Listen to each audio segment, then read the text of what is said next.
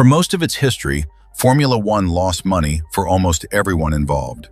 Teams outspent each other into oblivion. Owners treated it as an expensive passion, and the smart money stayed far away. Then, over about a decade, three things changed. New commercial owners rebuilt how the sport sold itself. A spending limit turned bottomless budgets into predictable ones, and a streaming show turned drivers into celebrities. The result is that a team you could once buy for almost nothing is now worth well over $1 billion. This is the story of how a sport built on burning cash became one of the most investable assets in global entertainment. To see why that shift matters, you have to understand who actually holds the money. Formula One is not one company. There is the FIA, the governing body that writes the rules and enforces safety. There is Formula One Management, the commercial arm now owned by Liberty Media, which sells the sport and collects most of the central revenue. There are the race promoters, the cities and circuits that pay to host a Grand Prix. And there are the 10 teams, soon to be 11, who compete and chase their share. Every dollar in this sport flows between those groups, and knowing who receives which dollar is the whole game. Start with the price of entry because it sets the tone. Getting onto the grid is less like starting a company and more like buying membership in a very small, very exclusive club. When Cadillac secured its place as an 11th team for the 2026 season, reports put its so-called anti-dilution payment at around $450 million. That money does not vanish into the FIA's pocket.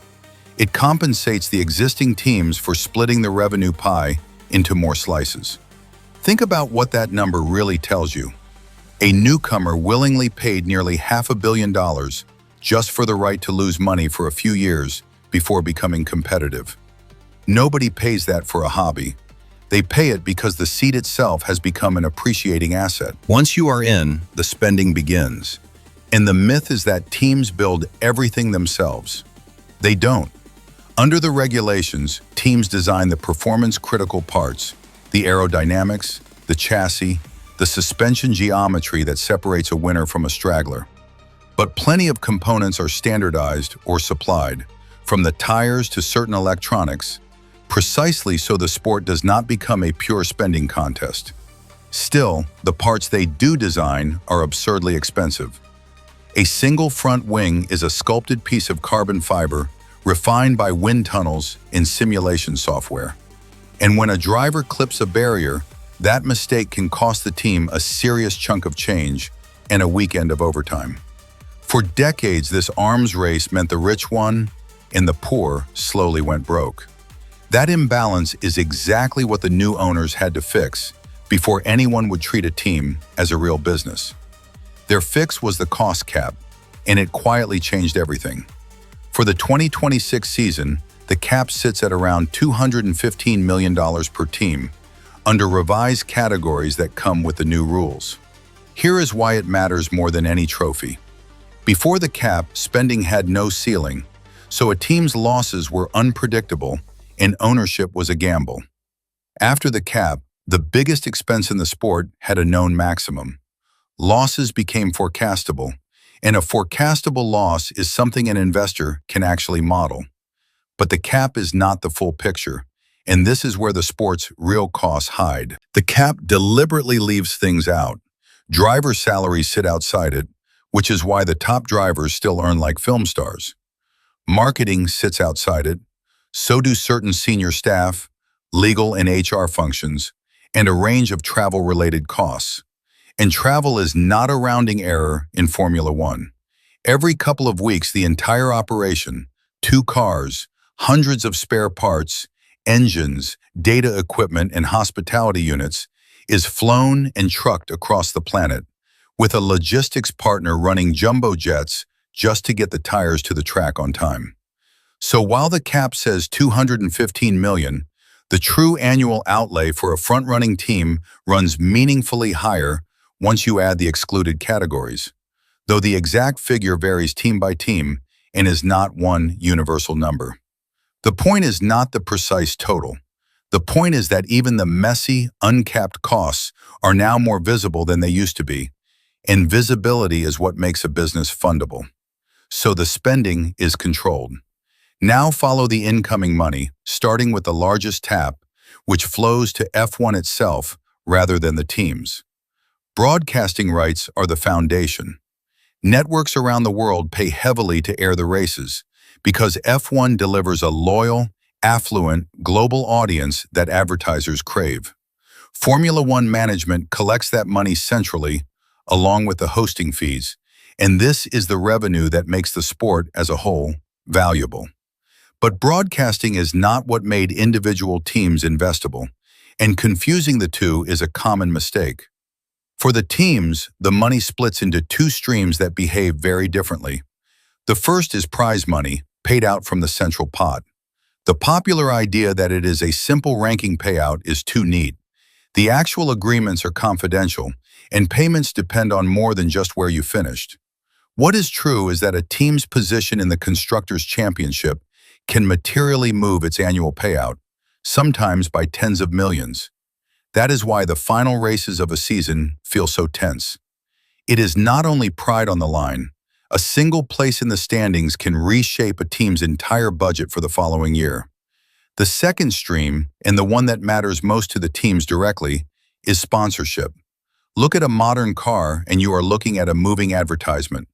Technology firms, energy companies, and logistics giants pay large annual sums, often reported in the tens of millions for the prime spots, to place their name on the bodywork.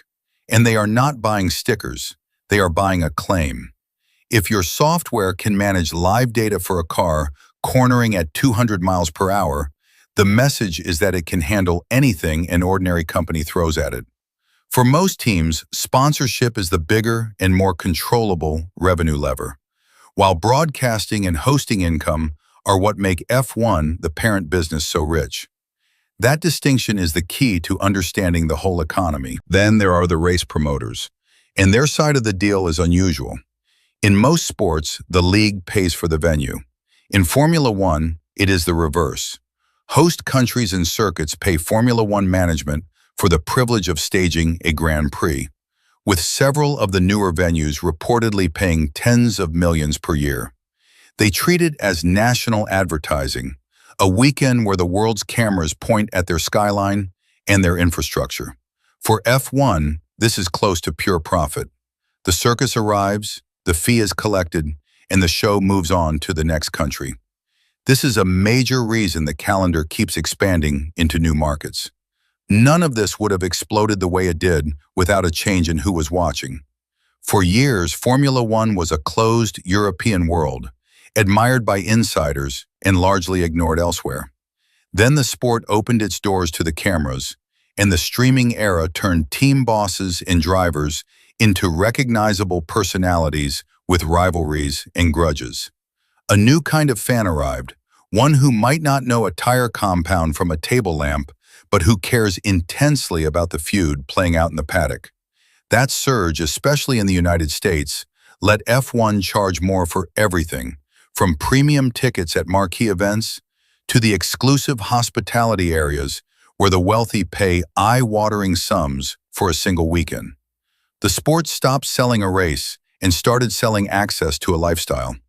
Of course, being on top carries real risk, and this is where ownership still demands nerve. Build a slow car for a season or two, and a team's fortunes sink, because sponsors chase winners and drift away from strugglers. A poor year does not just cost trophies, it costs renewals, and those renewals are the lifeblood of the operation. The sport also leans heavily on its major manufacturers, and the departure of a big name would send a shudder through the grid. On top of that, teams and owners are in a constant negotiation over how the central money is divided, with the established names defending their advantage and the smaller teams pushing for a fairer split so they can survive. Yet the direction of travel is unmistakable. A decade ago, a failing team could change hands for a token sum and the burden of its debts. Today, even a backmarker is valued in the billions. The sport has kept the number of entries small and hard to obtain, which turns each place on the grid into something scarce. Cadillac's arrival shows the door is not permanently sealed at 10 teams, but it also shows the price of getting in. And scarcity like that is what turns a seat into an asset that climbs in value year after year. Buying a team is no longer buying a racing outfit. It is buying a rare share in a limited global platform.